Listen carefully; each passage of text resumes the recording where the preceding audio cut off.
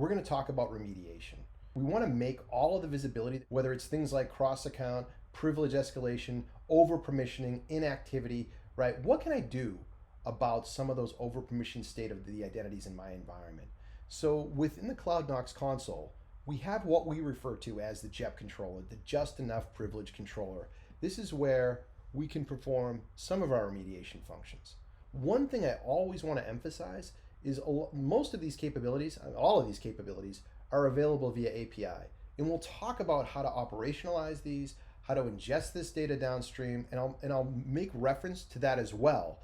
This particular workflow that I'm going to show you will help give you the full context around remediation, but please note that there is other ways, and what I mean by other ways, right? There's APIs, there's automated jobs that you can run, but this particular workflow will do a good job demonstrating what's really going on under the hood, right? What does this remediation look like? So let me just start by creating a custom policy. So in the context of AWS, we would be creating a custom policy. If I were working with Azure, right, I'm going to be creating a custom role, GCP custom role. I'll pivot back to AWS, it's a custom policy, right? Those are just the distinctions between the platforms themselves. Now, I'm in this workflow to invoke remediation, right? Now, I've likely been driven here because I've received an alert, or in some analysis of a report, I've noted that I've got some over-permissioned users, over-permissioned roles, groups, Lambda functions, whatever drove me here, right? This workflow will allow me to create a policy, a custom policy based on the actual used activity, right? Detach any policies where the identity is attributing their over-permissioned state, right? And so let me just start that workflow just to give you some full context into this. So for example, if I were to look at the activity of a user, okay, I can do a look back on what they've actually done over the last 90 days, okay? I can pick a particular user, let me pick on Maya. I click on next. Now what this is showing me here is you can see that this selected task, this 374, this is what Maya's actually done over the last 90 days. These are the permissions she's used, right? This 9,037, this is what she has available to her, right? So this workflow, what it's going to drive you towards is creating a custom policy based on the actual activity. I'm going to create a custom policy based on these 374 permissions that Maya's actually utilized, and I'm going to drop those other 9,037 that she hasn't used, right? Why leave them there? Should Maya do something accidentally, or should Maya's account get compromised? So when I click on the next button, what you're going to see is that we break down these policies into different statements.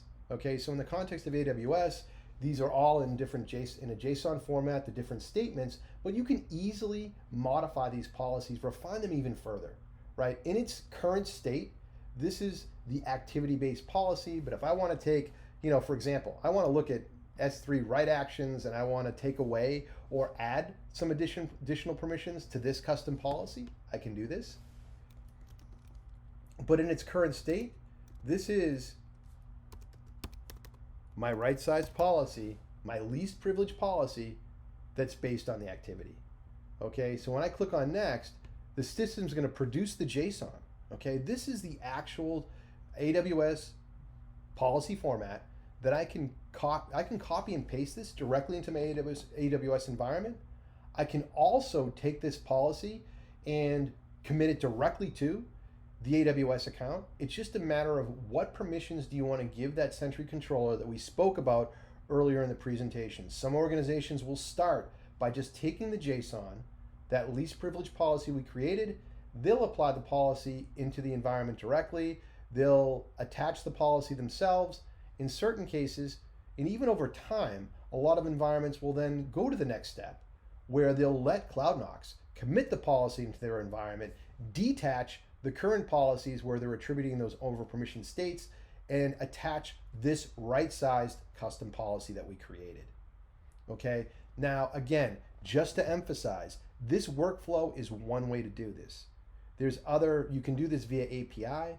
We have a Terraform provider, right? So as you're building out infrastructure and you want to call a least privilege policy utilizing the Terraform provider, you can do that.